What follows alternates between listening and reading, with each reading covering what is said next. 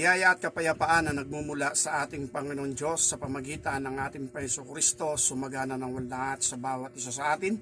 At muli tayo mag-aaral ng kanyang mga salita ayon sa banal na kasulatan. At ito ay ating tunghayan sa aklat ng unang Juan, 1 John chapter 2 verse 27. Ganito ang sinasabi ng banal na kasulatan. 1 John chapter 2 verse 27. At tungkol sa inyo, ang pagkapahid na sa Kanya'y inyong tinanggap ay nananahan sa inyo. At hindi nyo kailangan kayo'y turuan ng sino man. Ngunit kung paano kayo tinuturuan ng Kanyang pahid tungkol sa lahat ng mga bagay at siyang totoo at hindi kasinungalingan, at kung paano kayo tinuturuan nito, ay gayon kayong manahan sa Kanya. Pagpalain ng Panginoon ang pagkabasa ng Kanyang salita. At ito yung ating papaksaan sa umagang ito ng ating pag-aaral ayon sa salita ng Diyos. Ang tinatawag na the anointing from the Holy One. Sapagkat ito ang sinasabi ng banal na kasulatan ayon dito sa 1 John pa rin, chapter 2, sa bandang itaas, verse 20, ganito ang sinasabi. At kayo'y may pahid ng banal, at nalalaman nyo ang lahat ng bagay. Sa English ay ganito ang sinasabi, but ye have an unction from the Holy One, and ye know all things. At dito sa verse 27, ang sabi rito, ay but the anointing which ye have received of Him abideth in you. Dito sa verse 27, ang binanggit ay anointing, pero doon sa verse 20, ang binanggit ay unction. Kaya kung aalamin natin yung unction na yon, ang meaning pala noon ay deep understanding from emotion. Yung deep emotion of understanding. Kaya ibig sabihin, itong anointing from the Holy One, ito yung biyaya, favor ng ating Panginoon Diyos na ating maunawaan ang mga bagay na kanyang kalooban o ng katotohanan. Kaya yung binanggit dito sa 1 John chapter 2 verse 20 ay unction, yung nakalagay, unction. At tiningnan ko nga kung ano meaning ng unction na yon, ay deep emotion or arising deep emotion. Ibig sabihin, ito yung understanding, yung malalim na pagkaunawa. Sabi nga natin ay, ang pagkakilala sa Panginoon ay hindi ganun kadali. Maging sa ating mga kakilala, sa ating mga, sabihin na lang natin, yung mga tao na kilala natin. Sino ba yung mga taong kilala natin?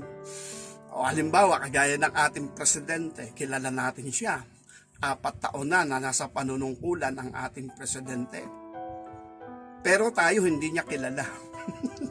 Kilala natin siya, pero yung buong pagkatao niya, hindi natin alam yun. Pero yung kaibigan niya, si Bongo, ay walang malilihim. Kasi best friend yung dalawa, sabi nga ay sanggang dikit. Merong ugnayan, close relationship. Kaya yung pagkakilala ni Senator Bongo sa ating presidente, buong-buo yun. Sabi nga, yung tiwala, yung pagkatao, pagkaalam ng buhay nila sa isa't isa, sila nakakaalam nun at tayo hindi natin alam yon. Maliban tayo ay maging dikit din sa kanila o very close din sa kanila. Nadaanan lang natin bilang halimbawa ng tinatawag na pagkakilala, nang ibig sabihin ang pagkakilala dapat sa ating Panginoon Diyos, sa ating Panginoon Hesus Kristo o maging sa banal na Espiritu ay kailangan yung tinatawag na very close relationship. Kasi mapapatunayan ito dun sa mga bagay na kung saan ay malalalim na bagay ng ating Panginoon. Hindi tayo nagpapalaliman dito ng aral.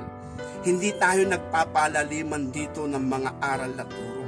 kundi ito ay biyaya at kaloob ng ating Panginoon Diyos na sinasabi rin at natala sa banal na kasulatan na sinasabi na ang bawat sumasampalataya sa ating Jesucristo, yung lubos at ganap na pananampalatayang nakalulugod sa ating Panginoon Diyos, ang sabi ron ay merong unction, merong anointing. Sa Tagalog, ang binanggit ay merong pahit mula sa ating Panginoon Diyos. Nang ibig sabihin nun ay ipinagkaloob ng ating Panginoon yung pagkaunawa sa malalalim na bagay ng kanyang kalooban na siyang katotohanan. Gaya ng mga pag-aaral natin nakaraan, mahaba-haba na rin yung ating pag-aaral sa programang ito about the Enlightenment Call. Pero simulan uli natin doon sa tinatawag na true worshiper. Ang mga true worshiper, yung totoo na pinagpakahayagan ng ating Panginoon at nakilala siya yung mga malalalim na bagay ng ating Panginoon dahil yun ang katotohanan, gaya ng binabanggit sa aklat ng Matthew chapter 13 verse 10. Ang sabi ng mga alagad sa ating Panginoon Jesucristo, Guro, bakit pag nagsasalita ka sa iba, lalo na sa karamihan, bakit matalinhaga? Pero pag nagsasalita ka naman sa amin, malilinaw. Ang sabi ng Panginoon, ipinagkaloob sa inyo ang makaalam ng mga hiwaga ng kaharian ng langit, datapwat hindi ipinagkaloob sa kanila. Muntik na akong matisod sa talatang yun, na ang Panginoon para ba nagtatangi? Hindi nagtatangi ang Panginoon, mahal niya ang lahat, pero iba-iba ang kondisyon ng tao. Kagaya nito, ang mga tao, ang mga Pariseo, araw-araw nangangaral ang ating Panginoon Jesucristo pero hindi nila hinahanap ang katotohanan. Hindi nila inaalam ang kalooban ng ating Ama na nasa langit. Hindi nila inaalam ano ba ang plano ng ating Panginoon Diyos. Ano ba ang misyon ng ating Jesucristo. Kundi nakikinig sila sa ating Panginoon Jesucristo upang hanapin nila ang mali upang maisakdal siya at mahatulan ng kamatayan. Kaya dahil doon, ang Panginoon nagsasalita sa kanyang pangangaral ng malalalim na bagay na hindi na nila maintindihan. Kaya ang mga alagad nagtataka, at ako bilang mananampalataya, bilang Bible reader, matitisod din ako. Bakit? Bakit ganun ang Panginoon? Nagtatangi siya ng tao? Hindi. Naunawaan ko na hindi. Kasi pag binasa pa natin yung mga sumusunod na talata, ang sabi ron, sila kasi may mga matitigas na puso. Ang layunin nila, kaya sila'y naroroon, hanapin ang mali upang isakdal siya at mahatulan ng kamatayan. Hindi sila naghahanap ng katotohanan, kaya yung binabanggit sa aklat ng propeta Isaias, na ang sabi ron, mabuti pa nga ipikit nila ang kanilang mata para sila'y makakita. Mabuti pa nga sila'y mabingi. Baka sila'y makarinig ng katotohanan. Kasi nahahayag na sa kanilang katotohanan, hindi nila kailangan ng katotohanan. Ang kailangan nila, ilaglag o ibagsak ang ating Jesucristo at mahatulan ng kamatayan. Pero itong mga alagad, naghahanap yan ng katotohanan, mga uhaw yan sa katotohanan. Hinahanap talaga nila kung anong plano ng ating Panginoon Diyos. At kaya dahil dito, ang Panginoon nangungusap ng malinaw, maayos. Pero pagka sa karamihan na nakikinig sa Kanya, kilala ng Panginoon yung mga nakikinig sa Kanya. At dahil doon, hindi niya ibinibigay yung buong katotohanan sapagkat maaaring gamitin nila ang katotohanan yun upang sansalain. Gaya na sinasabi ng ating Panginoon Kristo, huwag niyong ibibigay ang anumang banal sa mga baboy o sa aso. Baka yurakan lang nila ito at magbalik at kayo'y lapain. Anong ibig sabihin nun? Pag ipinahayag mong anumang banal ng katotohanan, hindi naman nila tatanggapin. Anong gagawin nila? Tatapakan lang. Then, pag nalaman nila yon, yung katotohanan yon na hindi naman nila tinanggap kundi tinapakan, pag-aaralan nila kung paano nila ito sasalansangin. At kapag napag-aralan na nila kung paano ito sasalansangin, babalik sila upang manansala sa katotohanan. At yun yung sinasabi ng ating Panginoong Hesus, na sinasabi roon na huwag niyong ibibigay ang anumang banal sa mga baboy o sa aso. Baka sila o baka ito ay kanilang yurakan at magbalik at kayo naman ay lapain. Kaya dahil doon, ang ating Panginoon, matalinhaga talagang magsalita, malalim. Pero kapag ang isang tao karapat dapat may mababal loob, uhaw sa katotohanan, uhaw sa katwiran, humahanap talaga ng katotohanan, humahanap talaga ng kalooban ng ating Panginoon Diyos, ipinapahayag ng ating Panginoon na malinaw para sa kanila. Kaya nga ang lagi natin sinasabi, ang pintuan ng lahat ng mga bagay na ito ay ang magpakumbaba. Gaya ng nakita ng ating Panginoon Diyos kay Eva at kay Adan, na kung saan ay nang makita nila na ang tao ay may pag-asa, binihisa nila ito ng balat ng hayop at walang iba kundi yun ay balat ng tupa. Isang simbolo, isang larawan ng pinakamaamon nilalang ng ating Panginoon Diyos sa ibabaw ng lupa, ibinihis sa tao. Kaya ito nga, Matthew chapter 7, yung sinasabi ng ating Panginoong Hesukristo. Ang sabi rito sa verse 6, huwag niyong ibigay sa mga aso ang anumang banal, ni ihagis man ang inyong mga perlas sa harap ng mga baboy, baka yurakan ng kanilang mga paa, at mangagbalik at kayo'y lapain. Kasi yan yung pinakang senaryo niyan. Kaya dahil dito, personally, mahalaga, yung tayo ay personal na may natanggap sa ating Panginoon Diyos. At ito nga, mahalaga yung tayo ay mabigyan ng anointing. Dahil yung anointing na ito daw yung magpapaunawa sa atin sa lahat ng bagay.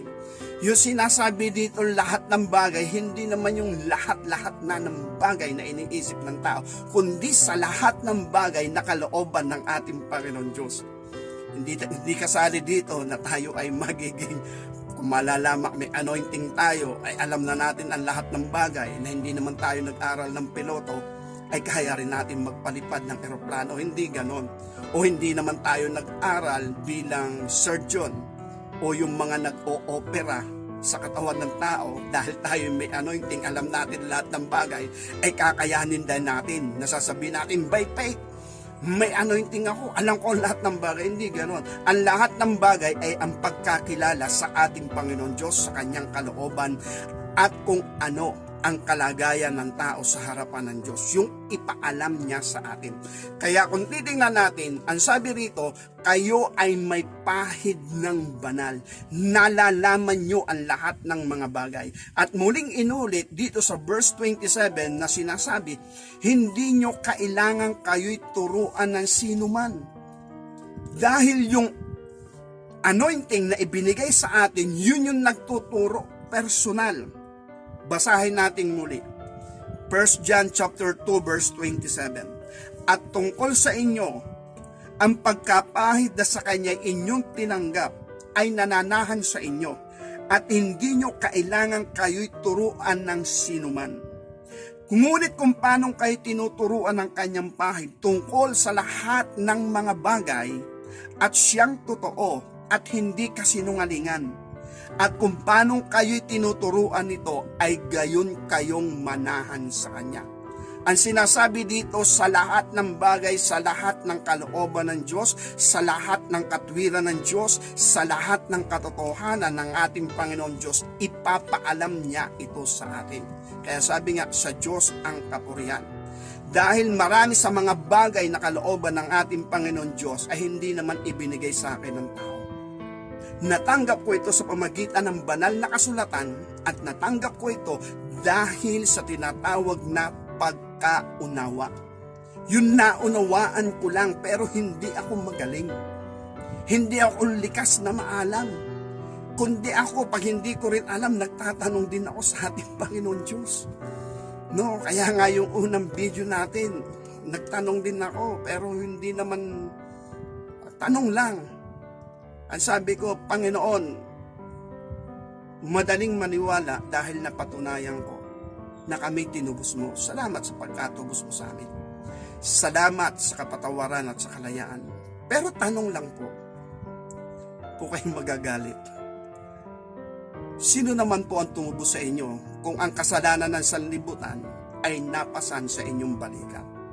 Tanong lang po, sino po ang tumubos sa inyo? At paano siya nakabalik sa ating Panginoon? At ako humingi rin ako ng tawad dahil sinasabi rin ng banal na kasulatan, huwag kayong mag-isip ng anuman totoong matayo kaysa narapat niyong isipin, kundi kayo ay magpakahinahon doon lang sa abot ng inyong pananampalataya. Kaya sabi ko, Lord, tanong lang po. Pero sa akin, kung sasagot siya, salamat sa Diyos. Kaya nga lang, edi wala sagot. Pero after 3 months, sabi nga, after 3 months, dumating yung mahal na araw. Yung sabi nga sa atin ay mahal na araw, yung mga ganyan na, yung Holy Week. Then ipapangaral ko yung pagtubos sa atin ng ating Panginoon Kristo. At dumating sa akin ang pagkaunawa na ang nag-alis din ng pinasang kasalanan ng ating Panginoon Kristo ay ang sinasabi ng Hebreo chapter 10 verse 29. Ang nagpabanal sa ating Panginoon ay ang dugo ng tipan. Yun din ang nagpabanal sa Kanya. Kaya kung yun ang nagpabanal sa Kanya, ang sabi ng Hebrew chapter 5 verse 7 to 9, ang sabi sa verse 9, nang siya'y mapaging sakdal, siya ang gumawa ng walang hanggang kaligtasan. Kaya dahil doon, buhat ng ang ating Panginoon ay maging malinis, doon daw nagpasimula ang walang hanggang kaligtasan. Kaya din yun yung totoo sa lumang tipan, hindi talaga nangangako ng buhay na walang hanggan ang ating Panginoon Diyos. Kaya nga sabi ng Hebreo chapter 5 verse 9, nang siya'y mapaging sakdal, siya ang gumawa ng walang hanggang kaligtasan. Kaya dahil dito ako, tuwan-tuwa ako, salamat sa ating Panginoon, dahil ipinaunawa niya sa akin. Pero yung tanong ko, nung pampanahon nyo ng mga November, tapos umikot yung panahon, umabot ng March o April, sabihin na natin March or April, at na maunawaan ko yun, tuwan-tuwa ako. Dahil wala rin naman nagturo sa akin noon, sa tagal ko na nakikinig ng mga pangangaral ng salita ng Diyos, sa maraming mga ngaral. Sa lahat ng mga mensaheng matama ko laging pinakikinggan, wala naman ako. Kaya nga, kung may narinig ako, hindi na ako magtatanong sa Panginoon. Kaya lang yung tanong ko, medyo napalalim eh. Napalalim. Kaya ako naman, hindi naman ako humihingi ng agarang sagot. At baka naman ako'y lumalapastangan sa ating Panginoon Diyos, ako'y nagtatanong ng ganon. Pero nung ito'y maunawaan ko, nais kong ipamahagi sa marami. At yun yung sinasabi rito na tinatawag na unction. Unction, anointing from the Holy One. Ibig sabihin, arising deep emotion. At kung ito'y ikukumpara natin dito sa salita ng Diyos, ito yung pagkaunawa sa malalim na bagay ng ating Panginoon. Kaya dahil dito sa pangangaral nga natin, sana maunawaan natin, at ito naman talaga ay matagal-tagal ko na rin nalaman, about the temple of God, about a royal priesthood. Tayo'y mga saserdote ng Diyos, basta inanoint ng ating Panginoon, sinilyuhan ng kanyang banal na espiritu, tayo'y nagiging templong banal at tayo ang nangangasiwa sa templong yan, lalaki man tayo o babae. Dahil merong pinagkatiwala sa ating isang templong banal, at ang templong banal na yan, yung ating budhi.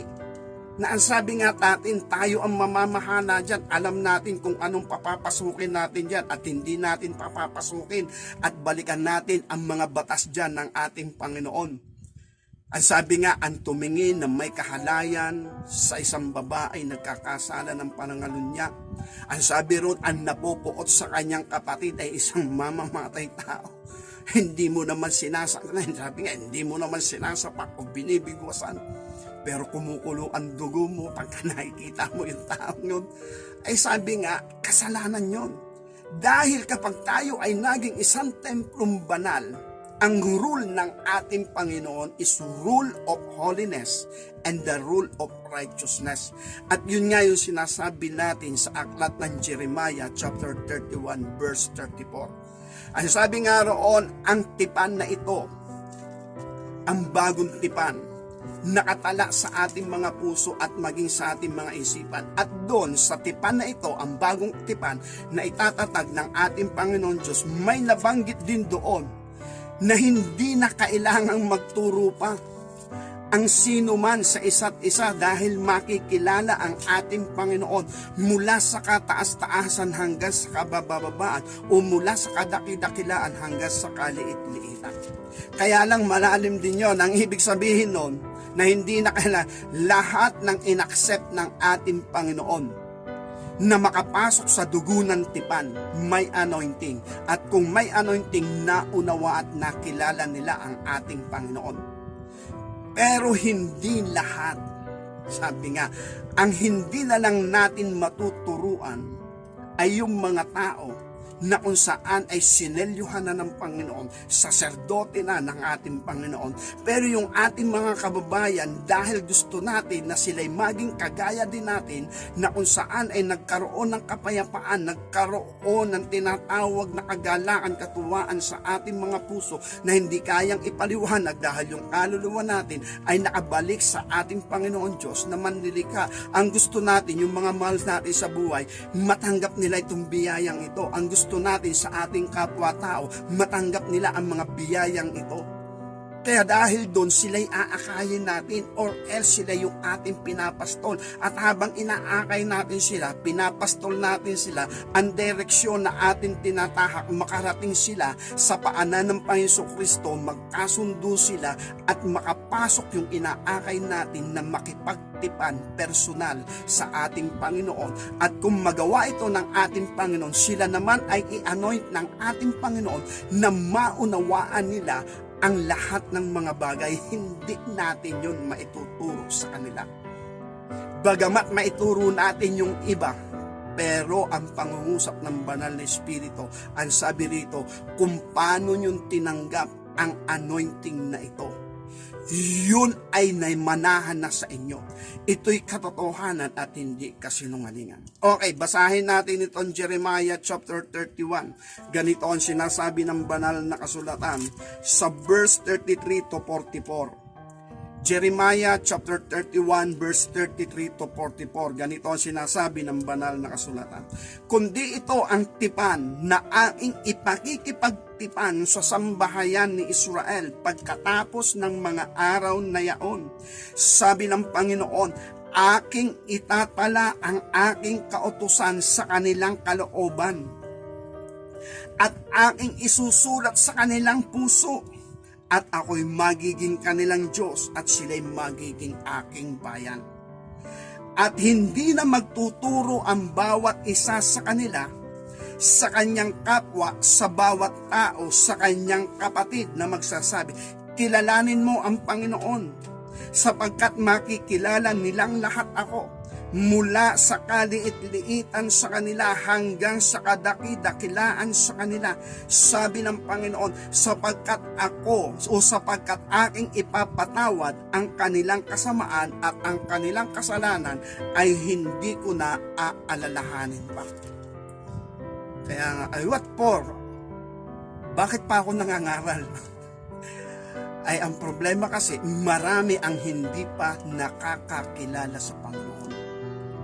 Pero kung sakaling siya'y i-anoint ng ating Panginoon, hindi na siya yung pangangaralan ko.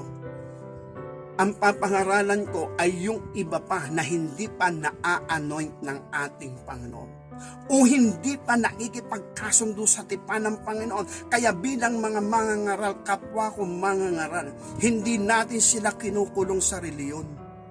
Hindi natin sila kinukulong sa isang organisasyon, isang denomination, kundi sila'y inaakay natin patungo sa harapan ng Panginoon upang magkasundo sila, mag-usap sila, magkaisa sila dito sa dugo ng tipan na maturuan natin yung ating kapwa-tao, mga mahal natin sa buhay, na dumating sila sa puntong yaon na sila ay magkasundo o magkausap ng ating Panginoon at magpatubos ng buhay.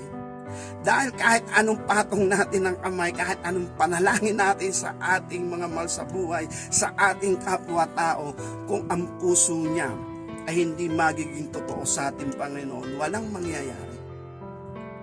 At kung sakali naman sila naman ay magtiwala sa atin, hindi natin kayang ibigay ang maibibigay ng ating Panginoon. Kaya dapat lang bilang mga mangangaral, ako bilang mangangaral, alam ko na ako ay naging maayos nang ako'y makipagkasundo sa Panginoon. Kaya lagi ko sinasabi, hindi ko kausap dito ang aking magulang, yung nanay ko, kahit kapatid ko, kahit yung pastor ko. Hindi sila ang kausap ko dito. Ang kausap ko rito ay ang ating Panginoong Kristo, sapagkat ako'y nakipagkasundo ay sa Kanya at sa Kanya rin ako nagpatubos at Siya ang aking Panginoon. At bilang Siya ang aking Panginoon, sumunod ako sa aking pastor. Sa anumang bagay na Kanyang sinasabi, naging tapat ako sa mga gawain ng simbahan. Pero ang usapan ay kami ng Panginoon.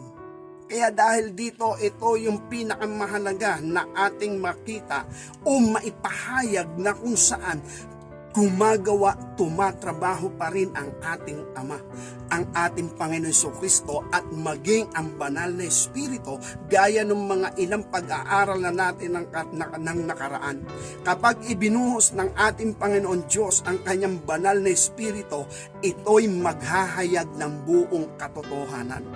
At dito nga, eto na nga yun relatedly, personal, matatanggap natin ang katotohanan yon if ever tayo ay nakipagkasundo sa Kanya at inanoint tayo. Kaya ang sabi rito, yung nalalaman natin ang lahat ng bagay, at yung binanggit dito na lahat ng bagay, kalooban niya, katwiran niya, katotohanan niya, ano ba yung misyon, ano yung layunin ng ating Panginoon Diyos sa buhay ng tao. Yun yung mauunawaan natin. Kaya nga sabi ng ating Panginoong Hesus sa John chapter 15, verse 15, ang sabi niya, hindi ko kayo tatawaging alipin, sapagkat hindi nalalaman ng alipin ang ginagawa ng kanyang Panginoon. Tinatawag ko kayong kaibigan, sapagkat lahat ng aking narinig sa Ama ay ipinapakilala ko sa inyo.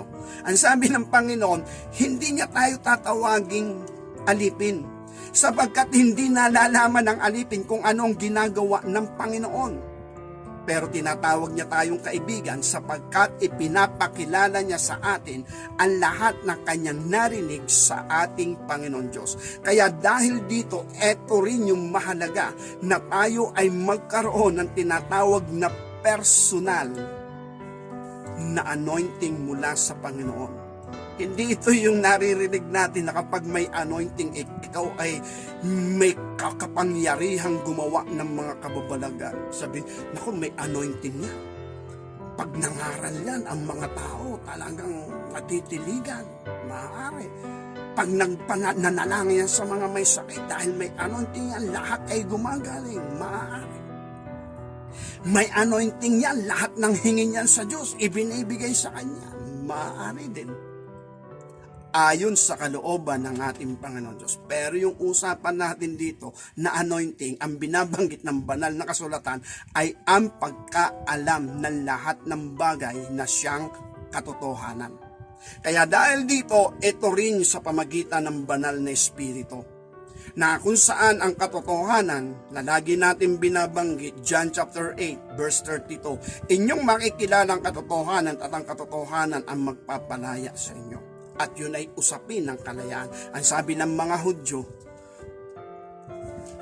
paano sinasabi mo kami ay magkakaroon ng kalayaan pero kailanman ay hindi pa kami naaalipin ng sinuman? Ang sabi ng Panginoon, ang nagkakasala, alipin ang kasalanan.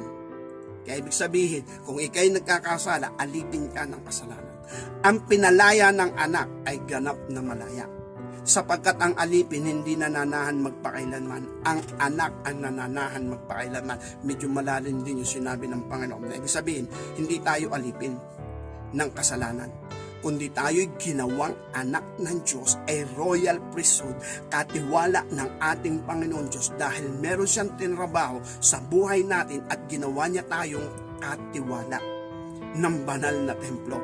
At yung banal na templo nga yun nga yung ating katawan. No? Pero kung hindi tayo ina-anoint ng Panginoon, hindi yan templo ng Panginoon. No? Kaya naalala ko po noon, pasantabi lamang, ang mga panahong ako po ay nasa mga bisyo. Yung aking kapatid na kung tawagin ay si brother, ay katabi ko sa pagtulog at ako na may lasing. Ay napasobra ang inom, pasantabi po, sa himbing ng tulog ko, ako'y napasuka. Kaya yung kapatid ko, na kung tawagin si brother dahil nagbabible, ano sabi niya sa akin? Grabe ka. Sinisira mo ang templo ng Diyos.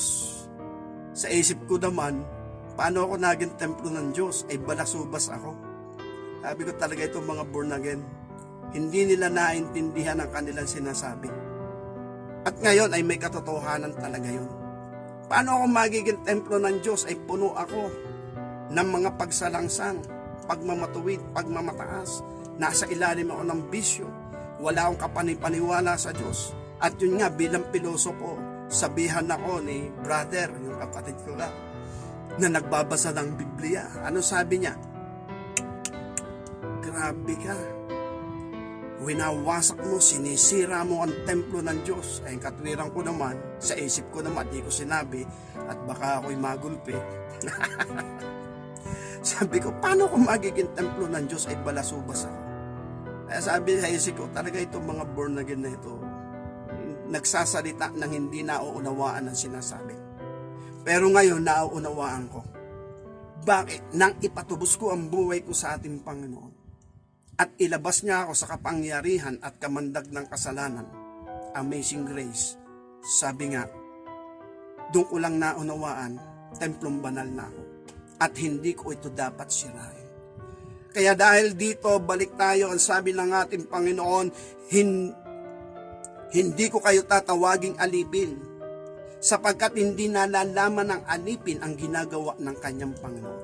At mahirap talaga, kagaya ng ating mga sinabi noon, marami talagang dapat ayusin sa ating mga paniniwala at maging sa paglilingkod. Marami kasi mga challenge na china-challenge natin ng ating mga kapwa-tao, ang ating mga kababayan, ang ating mga mahal sa buhay, maglingkod sa Diyos. Pero ang plano ng ating Panginoon, paglingkuran muna niya tayo. Para sa ganon, sumibol ang tunay na paglilingkod sa Diyos. Kasi kung tayo maglilingkod sa Diyos na hindi naman niya tayo nililinis, hindi natin alam ang tama at nakalulugod na paglilingkod sa Diyos. Kagaya yan, sinasabi nating true worshiper. Paano natin masasamba ang ating Panginoon Diyos sa Espiritu at katotohanan kung hindi naman natin siya nakikilala? Kung hindi niya tayo na-workout, hindi niya tayo nalilinis, hindi niya tayo nabibigyan ng kalayaan. Kaya ang nangyayari ngayon, yun nga, maraming gusto maglingkod sa ating Panginoon, pero nakaligtaan na dapat ay mapaglingkuran muna tayo ng Panginoon. Walang problema doon. Dahil yun na sinasabi ng John chapter 13, nasabi ng ating Panginoong Jesucristo kay Pedro, Pedro, kung hindi kita huhugasan, wala kang bahaging anuman sa akin. Kaya pagkatapos hugasan ng Panginoong Hesus ang paa ng mga alagad, ngayon hindi nyo naintindihan kung anong aking ginawa, pero darating ang panahon, mauunawaan nyo rin yan. Na bago kayo maglingkod sa akin, dapat mapaglingkuran ko kayo na kayo muna ay maging malinis at karapat-dapat. At kung sakaling kayo ay maging mga royal priesthood na, hindi na kailangan sabihin pa ng Panginoon kung paano natin sa paglilingkuran o paglilingkuran natin. Hindi, kundi automatic yun. Nang ibig sabihin, lalabas sa ating puso yung kusang pagsamba, yung kusang paglilingkod sa Kanya, at ang kusang paglilingkod sa Kanya, abutin din yung mga kagaya natin.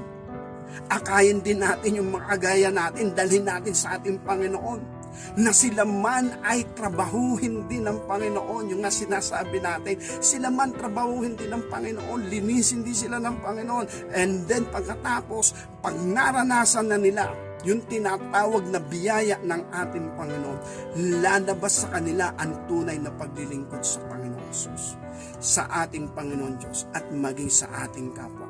Kaya dahil dito, ang sabi ng Panginoon, hindi ko kayo tinatawag na alipin kundi kaibigan. Ang ibig sabihin, isa sa mga plano ng ating Panginoon na hindi niya kaliligtaan ay ang tayo ay makaalam ng buong katotohanan. Dahil kapag nalaman natin yung buong katotohanan, nang ibig sabihin lang, nakabalik sa atin yung tinatawag likeness and image of God, which is the holiness and righteousness. At ito nga ay sa pamagitan nga ng banal na Espiritu ng ating Panginoon. Kaya tayo po ay templo ng Espiritu Santo, yung pinag-aralan natin about the temple of God. Sa aklat ng Kawikaan chapter 8, hindi pa po ako Bible reader. At maaaring hindi naman, pero ito yung nakita ko kaagad na iningatan ko rin sa aking puso. Kasi nabasa ko rin naman ang Bible, binitawan ko na. Kasi nakita ko, nakapagbasa rin ako ng Bible noon.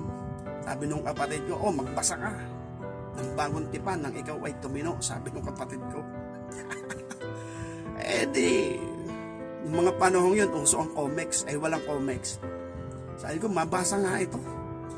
Binasa ko, Aklat ng Macho, inumpisahan ko, kaya lang, yung nga, ano ba sinabi doon? Talagang inantok ako. Talagang yung mata ko ay bumigat at lack of interest. Interesado ako, pero dumating kaagad yung kawalan ng gana.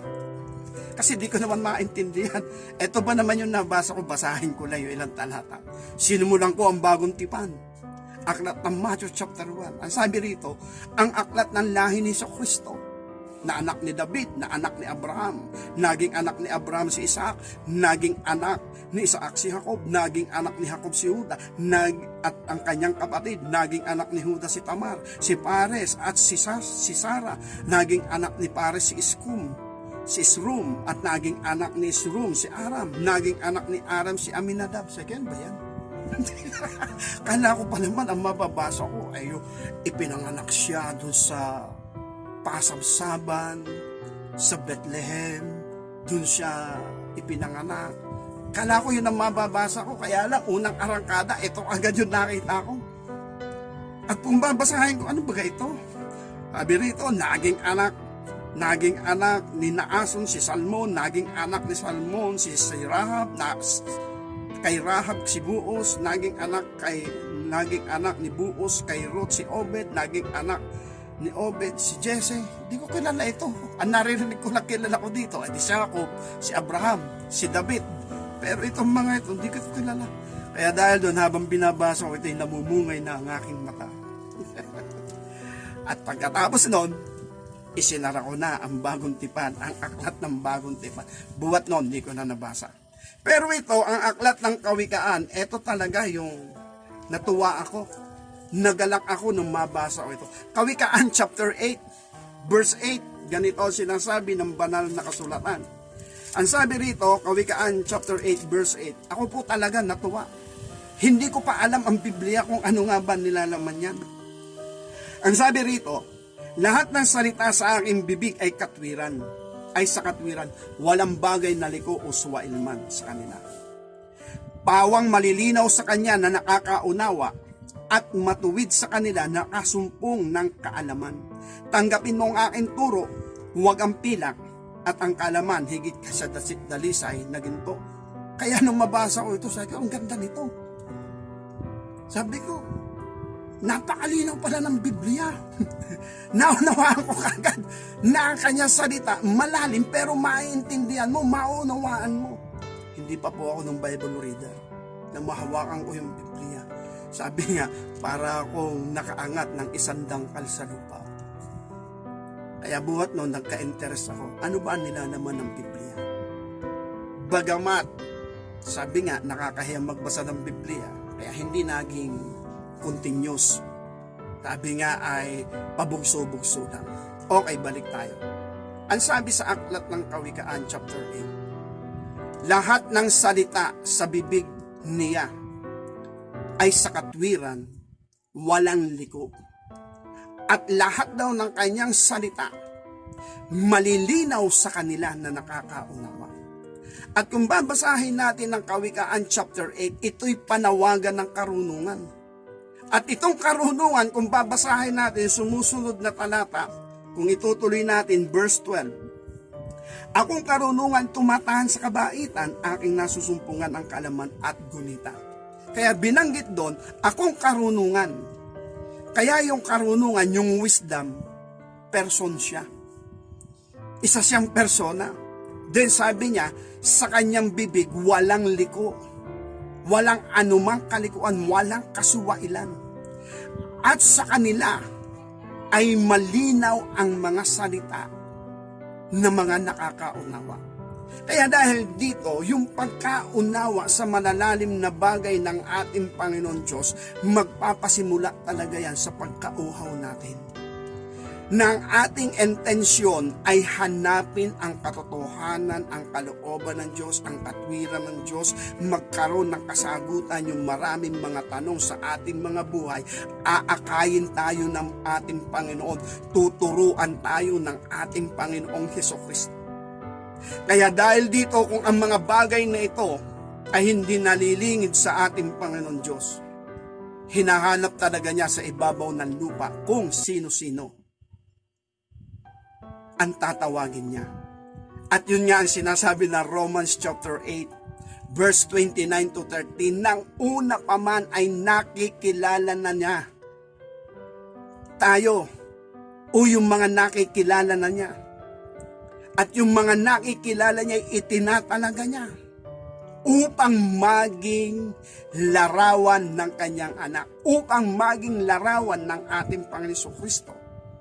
At ang ating Panginoon Kristo ang panganay sa maraming magkakapatid. Kaya ibig sabihin, may mga kapatid ang ating Panginoon Kristo at kabilang tayo na mga ini-anoint ng ating Panginoon sa pamagitan ng kanyang kapangyarihan at ng banal na Espiritu. Kaya dahil dito, yung mga itinalaga niya, tinatawag niya, that is calling. Kaya mahalaga yung evangelism, mahalaga yung pangangaral, mahalaga yung ministeryo ng pagpapastor. Hanggang sa maipaunawa natin sa Kanya ang mga bagay na kalooban ng ating Panginoong Diyos. At kung sakaling mai-anunsya ng ating Panginoon, ang sabi ron, hindi na magtuturo ang bawat isa sa kanila. Nang ibig sabihin, yung mga nakapasok sa dugo ng tipan at ini-anoint ng ating Panginoon, naging templong banal at naging saserdote ng ating Panginoon Diyos, hindi natin kailangang magturuan pa sa isa't isa para kilalanin ng Panginoon. Kundi makikilala natin siya dahil personal siyang magpapakahayag sa atin. Pero dahil dito, kailangan din natin yung sharing, bonding ng isa't isa bilang mga anak ng ating Panginoon Diyos. At yun ang itinatatag ng ating Panginoon Kristo na kanyang iglesia sa Matthew chapter 16, verse 16 to 18. Nang ibig sabihin, itatayo ng ating Panginoon ang kanyang iglesia sa ibabaw ng batong ito at ang pintuan ng Hades hindi mananaig sa kanila dahil yung Hades o tukso, kasalanan, hindi na mananaig dahil ang mga ito ay nakapasok sa dugo ng tipan o bagong tipan. Kaya dahil dito mahalaga yung personal na pagkaalam natin sa mga bagay-bagay. At kung ito ay mauunawaan natin, ang lagi nating iisipin yung kapwa natin. Sapagkat alam natin ang ating destiny. Nakita natin ang buong kaliwanagan, ang buong katotohanan. Personal na itinuro sa atin.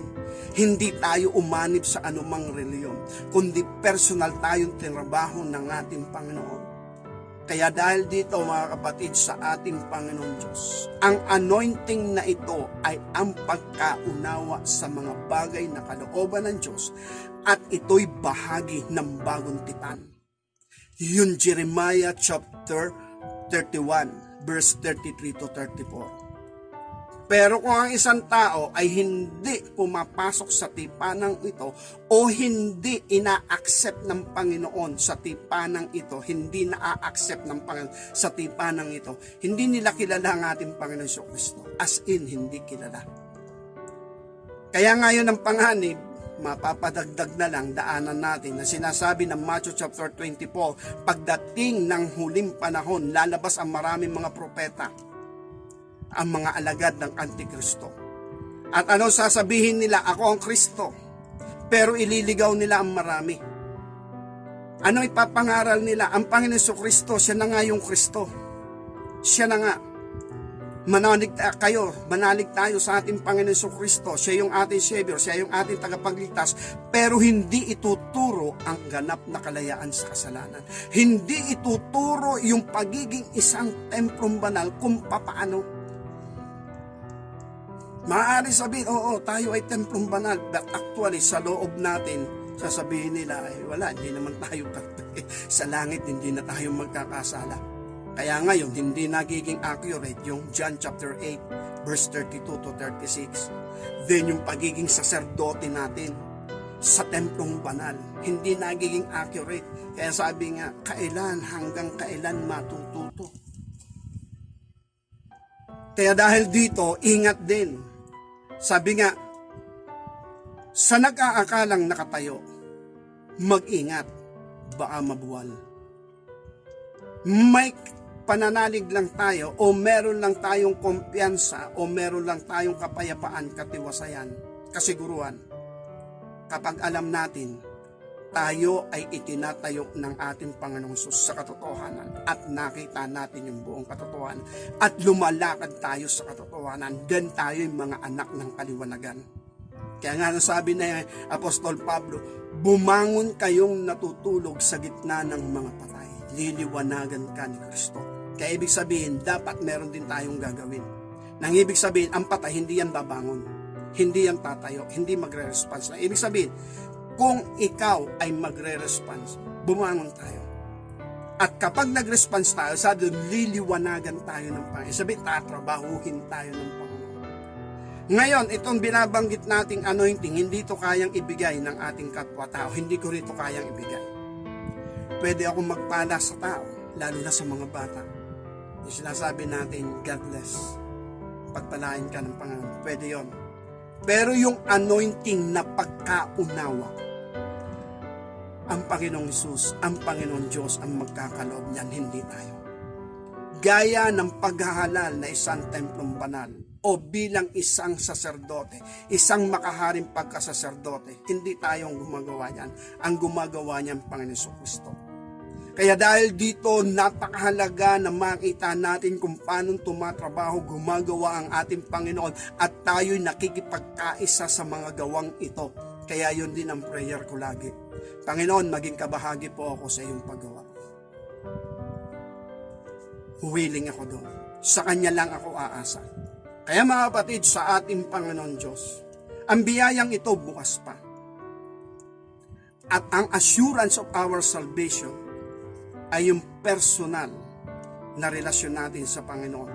Personal na tayo'y nagpatubos at nakipagkasundo sa bagong tipan o dugo ng tipan.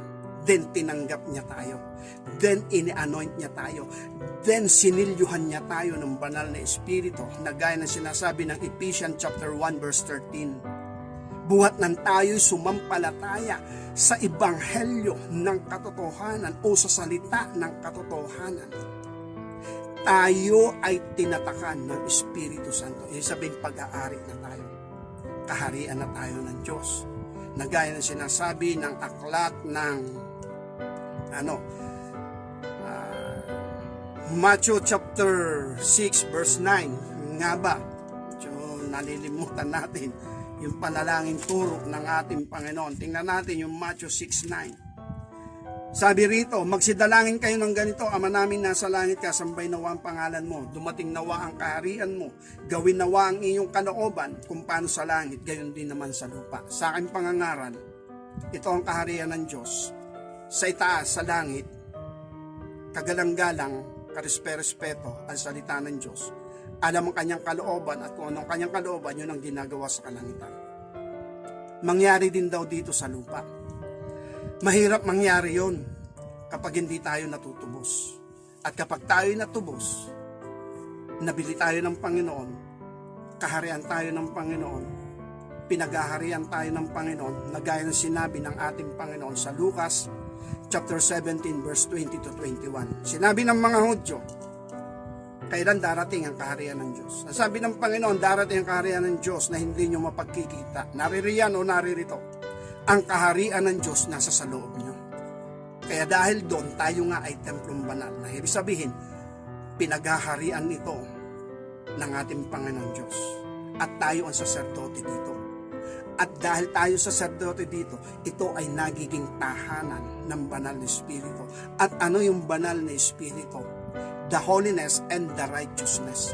At yun yung wisdom na sinabi ng Kawikaan, chapter 8, verse 8 to 12. Kaya dahil dito, mga kapatid sa ating Panginoon, malalim talaga ang kalooban ng Diyos. Pero sabi ron, sa nakakaunawa, malinaw ito. At yan nga yung aking nagiging isang filosofiya. Ang salita ng Diyos napakalabo talaga. As in malabo. Subalit ang salita ng Diyos ay napakalinaw din naman, as in malinaw. Kapag ibinigay sa iyo ng ating Panginoon yung anointing, na ito'y magpapasimula sa pagpapakumbaba, paggalang at pagrespeto sa Kanya, at yung pasasakop talaga tayo sa Kanyang kalooban, at nakikita niya sa atin yung paggalang, pagrespeto, pagsunod, dahil doon lalo niya tayong tuturuan. Bubuksan niya yung mga hiwaga na hindi natin naririnig, na andito lang naman sa Bible, kaya lang hindi nga naiintindihan, hindi nauunawaan. Mga kapatid sa ating Panginoon, napakarami pa natin pag-aaralan, pero hindi natin kayang isa-isahin.